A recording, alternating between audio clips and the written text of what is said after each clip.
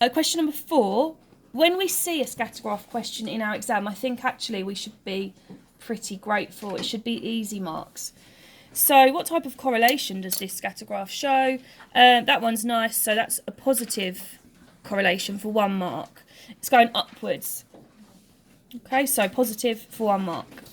One of the points is an outlier. Write down the coordinates for this point.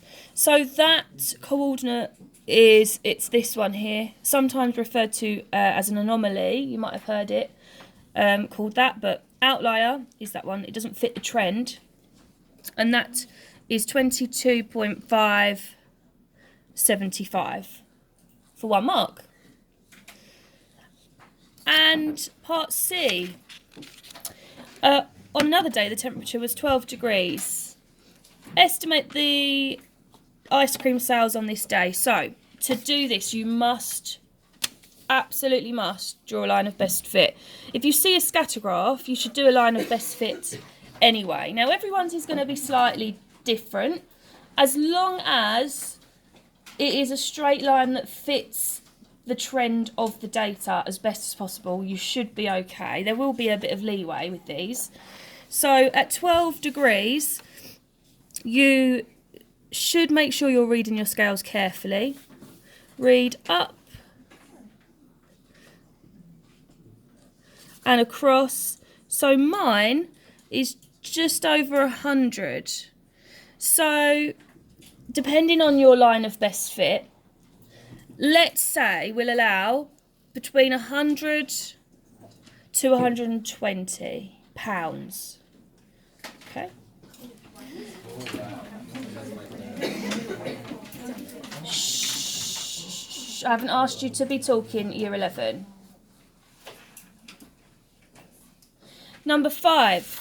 Question number 5. So, here we have some information about this diagram. So we've got some parallel lines, A, B and C, D. We could mark those, I suppose. And we've got some dimensions. Now, actually, what I'm going to do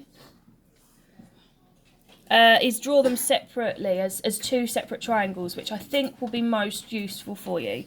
So have a look at what I do. So I'm going to start with this triangle AEB, this one here, AEB. But I've not only taken it out of the diagram, I've also rotated it so that it's looking like this. A, E at the top, and B down here. So, from the diagram, if AB is 6, just make sure you're putting that in the right place on your triangle. I'm also going to draw this smaller triangle over here on the right, but again, I'm going to rotate it so that actually it's got E at the top as well, like so.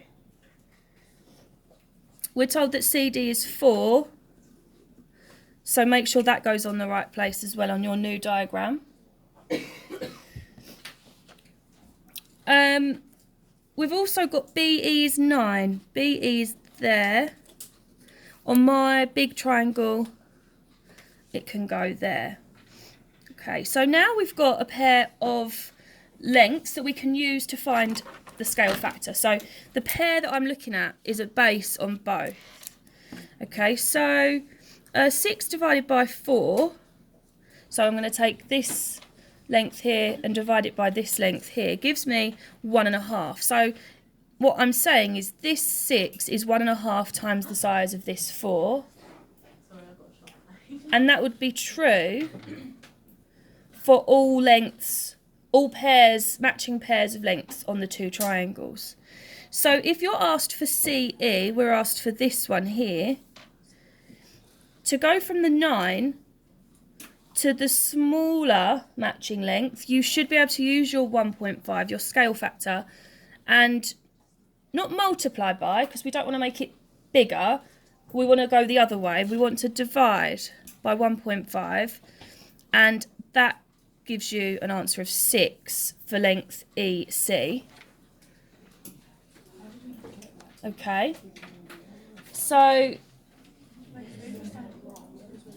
If you've got a question, you can put your hand up.